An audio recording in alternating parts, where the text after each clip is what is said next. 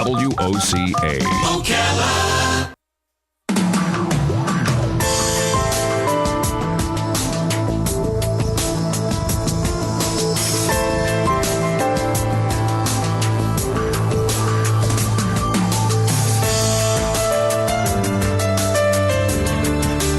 All right, 5 minutes after 11 o'clock. Beautiful Thursday. I hope you're doing well. And we're going to talk about strokes and what you can do if you've had a stroke, what you can do maybe to prevent a stroke. And we've got a couple of experts in here. Brittney Marthaller is our hostess. She actually has invited a couple of guests to talk about strokes. Brittney is the communications manager at Ocala Health, and she has invited Michelle DeCarlis, a registered nurse and the stroke coordinator at Ocala Health. So welcome. Thank you. Good to see you. And happy Nurses Day, one day late, right? Mm-hmm. And then Mark Scott, you are an occupational therapist at Ocala Health and Strive Physical Therapy, so you go back and forth between the two locations? No, I primarily work at the hospital. Oh, at the hospital primarily. Okay. Well, let's talk about this. And good morning to everybody. Good morning, Brittney. Good morning. How are you doing? I'm doing well. How are you? Pretty good, pretty good. So I was reminding you, I know that our two guests don't know this, but Robin went through something. She had a droopy side of her face. I thought she was doing a talk like a pirate day. I really did. I know Brittney hates when I said that. I'm not making fun. I was like, I know Robin will sometimes goof with me. It's like, That's what we do. What are you doing? And then I was really worried because I don't know all the telltale signs like this poster says. There's an acronym FAST, and I'm going to ask you to explain that. But I knew something was wrong, and she's stubborn. What do you do when somebody's stubborn? Anyway, that's probably a psychological question. And anyway, I need help. May is Stroke Awareness Month, according to the notes that you provided me. So, is stroke? It's common. It's very common, and unfortunately, people don't know the stroke symptoms always, and then they maybe say, like in your case, oh, I don't know, it'll go away. Right. And they don't get to the hospital on time because there are certain things that we can do, one of them being a clot-busting drug, that if you get to the hospital within a certain amount of time, and if you're a candidate, there's certain things that we have to weigh in on, then you can get a clot-busting drug, and the sooner you get that, it's proven that the better your outcomes are going to be. So wow. It's really important. And that's what we went. We went to Ocala Health. Did you call 911? Well, no. No. Well, that's what you got to do. You have to call 911. Really? Yes, because that alerts our stroke team. So we know ahead of time. Yeah, I didn't know that. Before you get to the hospital, we've got our stroke team together so that we can rapidly assess you and take you for a CAT scan to make sure there isn't a bleed in the brain, make sure you're appropriate for the medication, and we can get that medication into you. And the young man working the desk knew us from having been on the show. Oh. So he said, right away, get in here, and you stay out there, to me. He said, you stay out there. You come in here. So anyway, that worked out okay. That was Bell's palsy, which was, I don't even know what that is. But And it's better to go to the hospital and make sure, than to always err on the side of caution. So I'm guessing that, Mark, you work with somebody who's already gone through the whole stroke. They didn't prevent it. They've had the stroke? Yes. Is that typically who you work with? Yes, I work with people that come through the hospital system, and then once they stabilize in the emergency room and we've done all the testing and procedures that we need to, they'll go up to the regular neurological floor, and then they'll start a therapy consult. And typically, if you had a stroke, you'll get physical therapy, occupational therapy, and speech therapy.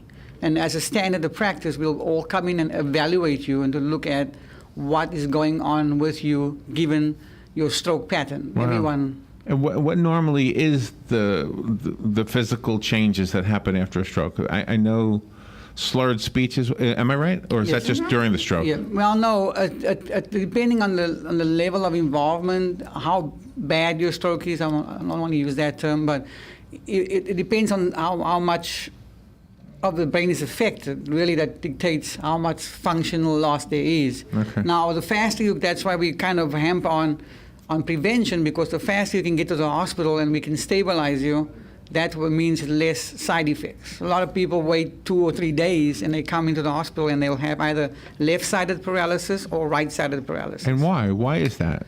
That's because it depends on the type of stroke. Most of the strokes that we experience are what they call ischemic stroke. About 87% of people suffer ischemic stroke. And that's essentially a blood clot that is somewhere in the body that goes through the system and lodges into your brain. And essentially, that area of the brain dies. And never comes back? Most probably not. There's Oh, wow. always some that's called the area of ischemia. If you look at it, it's almost like the nucleus of an atom bomb. It's just a little area, and you can see it on the MRI, a little area that has been affected, and then the brain somehow tries to come back and fuse that area, make it better. And so we work really with the side effects of that. Can that blood clot move to another place then after destroying one part of the brain? It can, well, once it creates a damage there, you can get more strokes. It can extend. There's a lot of dynamics involved there. So you really got to get to a place where we can manage that from a medical standpoint. A lot of times it's blood pressure. A lot of our patients come in with tremendously high blood pressures. And so if you have a high blood pressure, you are very high risk for stroke. Oh. So Michelle, when you see a stroke patient, they're going through it at that time, or They're going through it because they'll get called to the stroke alerts at the hospital, and that's when we're in our mode of determining is it a stroke?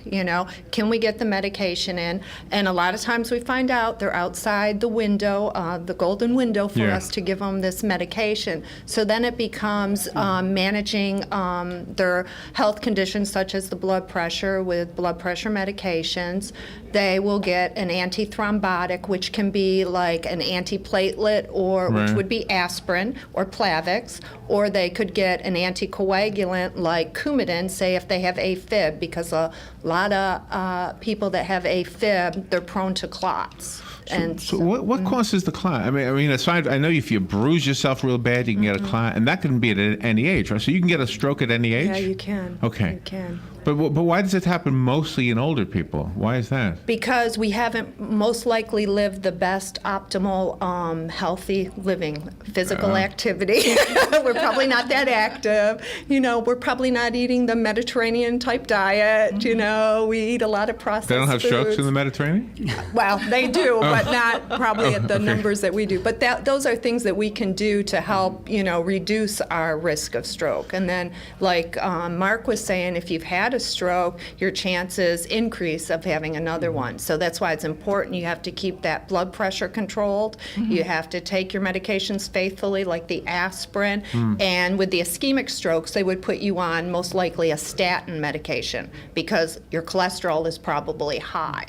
Is there a stroke that's so severe that'll put you in a coma? Yeah. It depends. A lot of times with the hemorrhagic strokes, where your brain essentially bleeds, those patients we normally see are very involved. With the ischemic strokes, we see one area, small area of the brain being affected, and then we can normally rehab those patients pretty good. But yeah, it's more to do with what you do during your life. Sometimes people have risk factors, in terms of their age, their family history. But most of the time, if it's diet and exercise that really, if you're looking at your heart as a pump, you're pumping blood through your body all the time, and you're not eating properly, so you're building up plaque on all those vessels, and they come loose and they go through your heart up to your brain and you stroke. So it's a combination of factors, and that can contribute to you having a stroke. But we always look at prevention because that's really the key. So do you see any vegans with strokes? I mean, aren't they eating perfectly?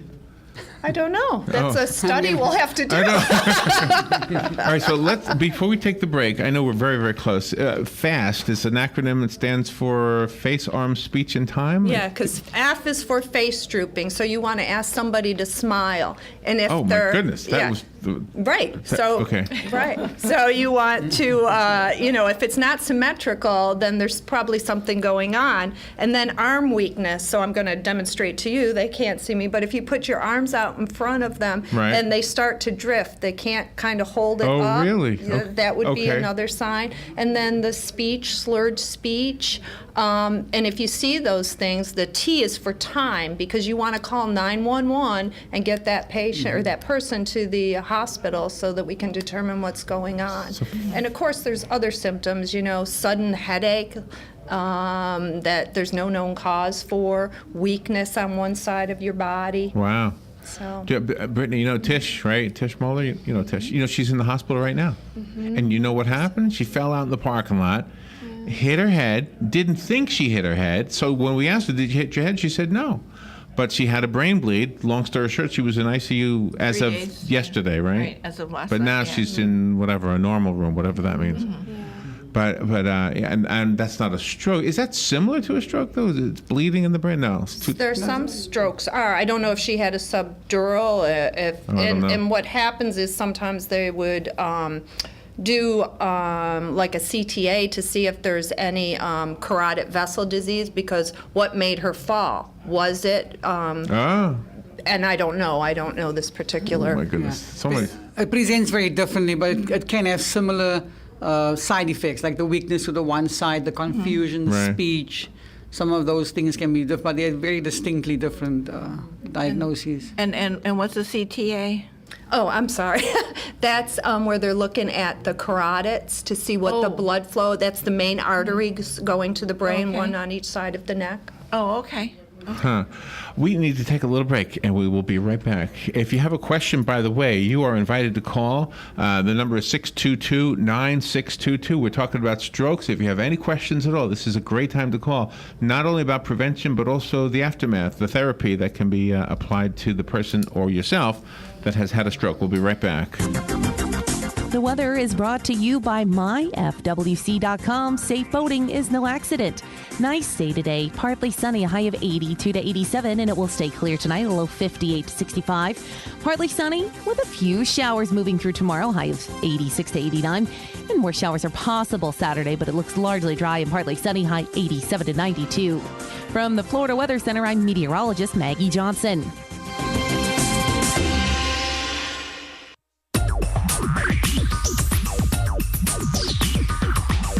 Whether you're building it up or knocking it down, get it done, rent it now. Sunbelt Rentals is here to make your job a little easier. Our knowledgeable staff will help you find the right equipment for any job, big or small. Did you know that Sunbelt Rentals carries heaters, air conditioners, generators, lighting, traffic control, and so much more? So whether you're building it up or knocking it down, we've got the equipment you need. Get it done, rent it now. And right now, for a limited time, you can have it for less. Just by mentioning this ad, if you rent it Friday afternoon, you can keep it the whole weekend and only pay for one day. But this is a limited time offer, so stop into Sunbelt Rentals today, Northwest 27th, just a quarter mile east of I-75. For more information, just give us a call, 352-369-9101. 352-369-9101. Sunbelt Rentals. Get it done, rent it now. 352-369-9101.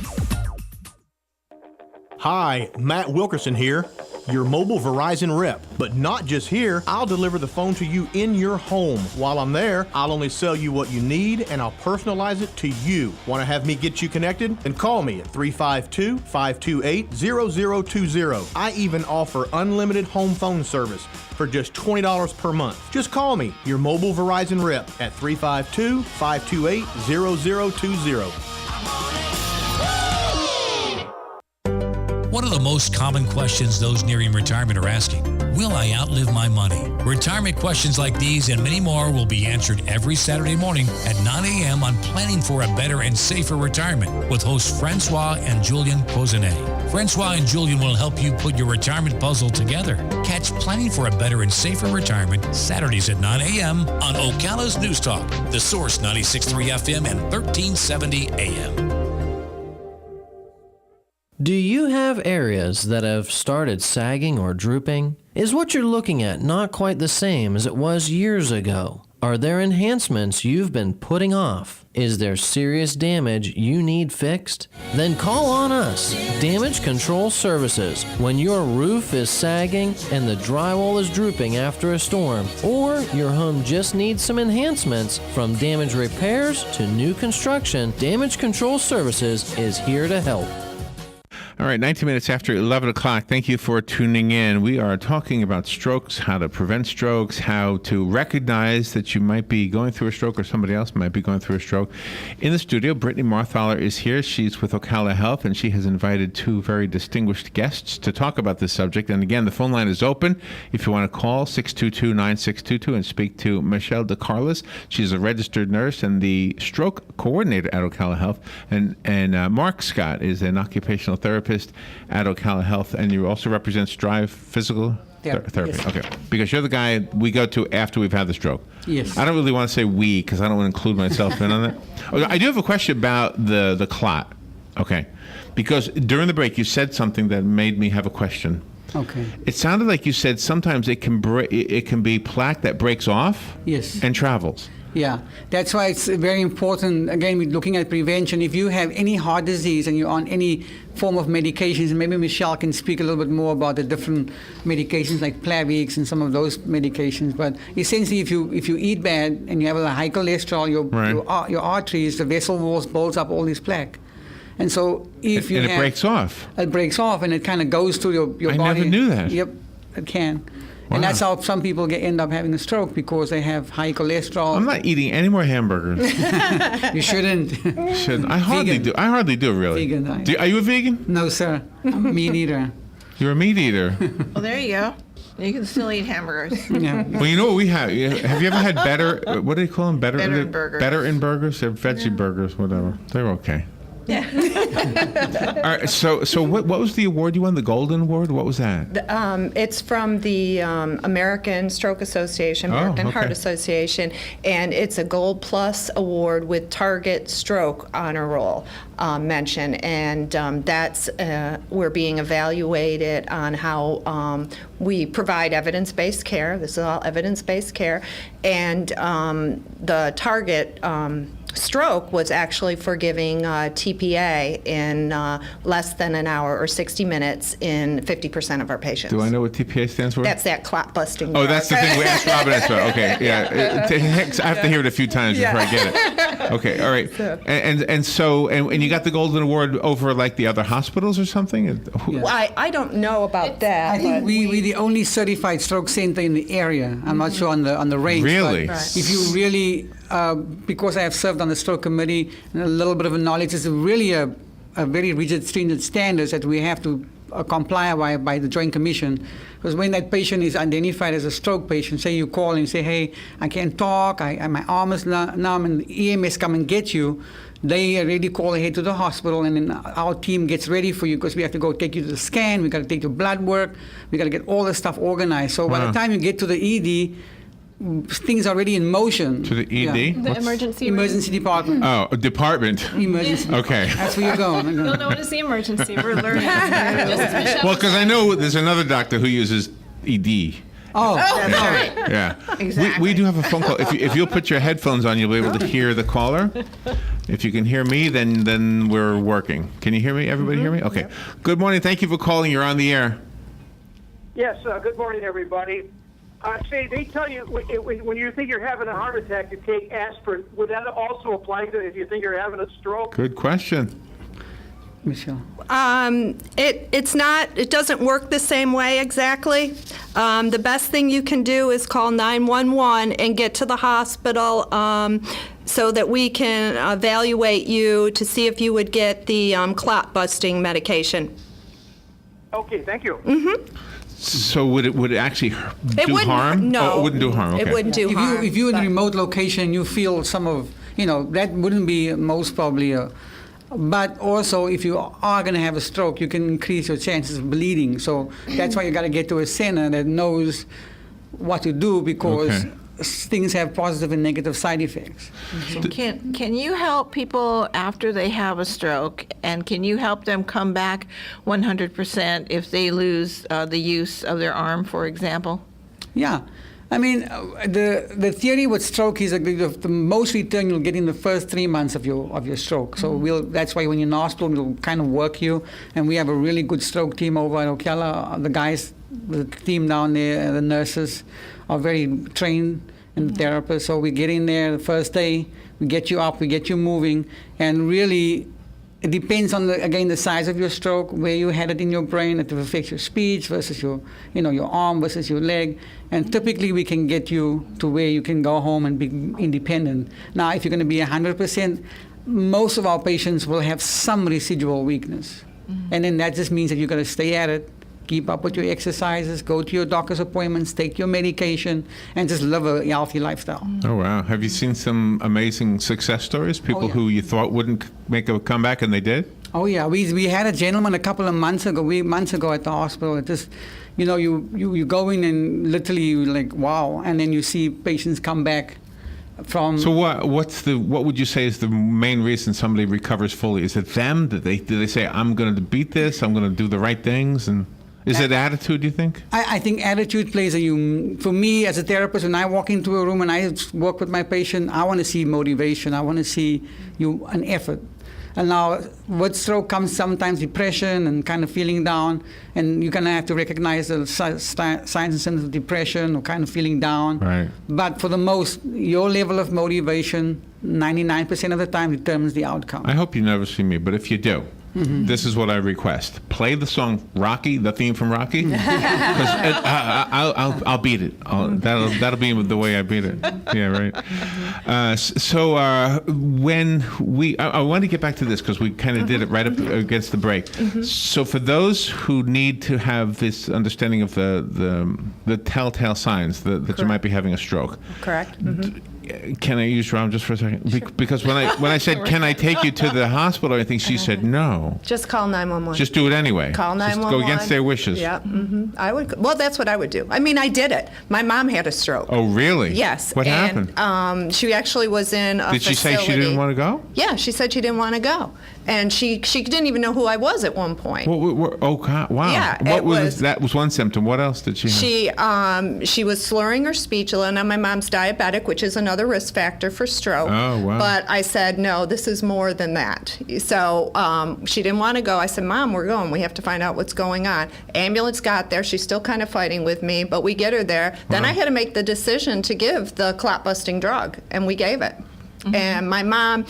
She has no weakness or anything anymore. She did have some weakness on the one side, but her memory, short-term memory, she's having some issues with, but she also had a little bit of dementia going on too. But smart daughter. I mean, good thing you knew what to do. I mean, how many of us would have known that? Right. That's why we got to get the word out. That's why you're here. Yep. Yeah. Okay. So you had some apprehension about giving her the clot-busting drug? I did. Because one of the things, my mom was over 80.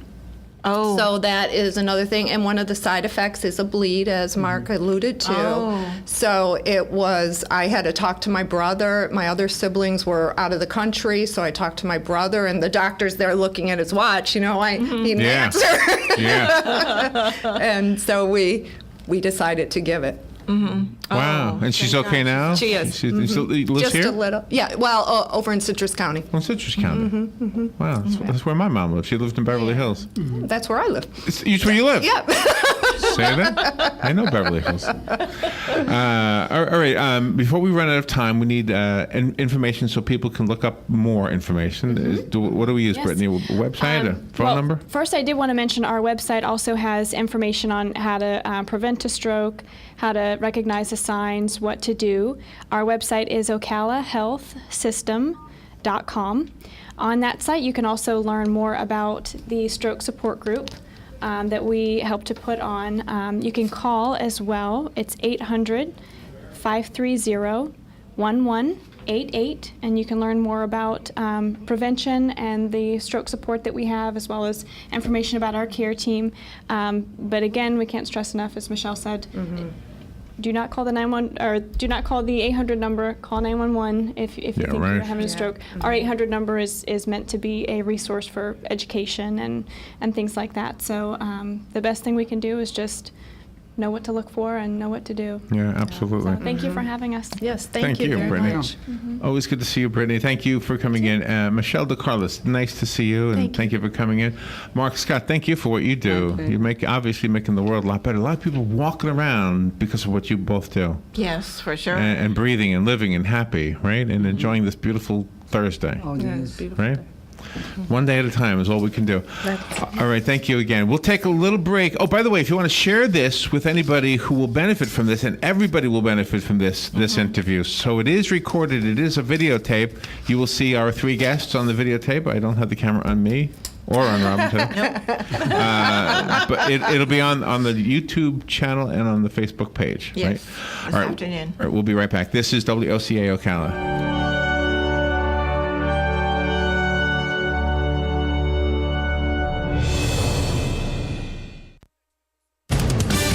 Fox News Radio, I'm Lillian Wu. The NSA's controversial phone data collection program ruled to exceed what Congress has allowed, according to a federal appeals court in New York. The court, however, declined to block the program, saying it's now up to Congress. They survived last night's vicious tornadoes any way they could. We were in the freezers and the bathrooms. Twisters ripping through parts of Texas, Nebraska, Kansas, and Oklahoma, where Fox's Jonathan Hunt reports from.